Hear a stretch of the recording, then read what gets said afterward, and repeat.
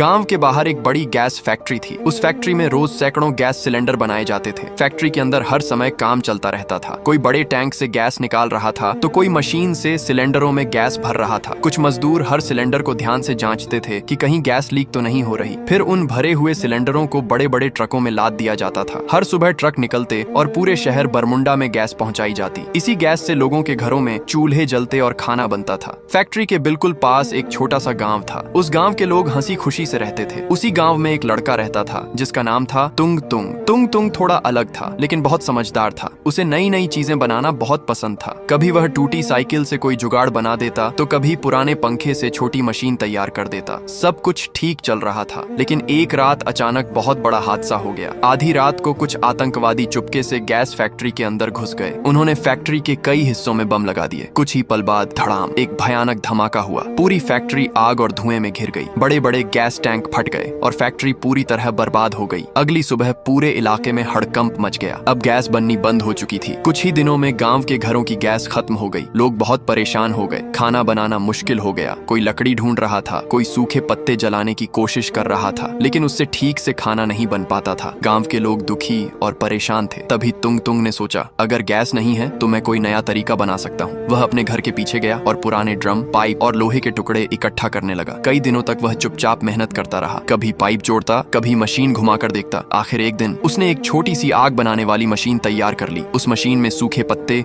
भूसा और कचरा डालते ही मशीन के अंदर से तेज और लगातार आग निकलने लगी। अब उस आग पर आराम से खाना पकाया जा सकता था। तुंग तुंग ने वह मशीन पूरे गांव को दिखाया। गांव वाले हैरान रह गए। अब बिना गैस के भी उनके घरों में चूल्हे जलने लगे। कुछ ही दिनों में तुंग तुंग ने ऐसी कई मशीनें बना दी। पूरा गांव खुश हो गया। लोग तुंग तुंग की खूब तारीफ करने लगे। उस दिन के बाद गांव में एक बात सबकी जुबान पर थी, समस्या कितनी भी बड़ी क्यों न हो, अगर दिमाग और हिम्मत हो तो उसका हल जरूर निकल जाता है।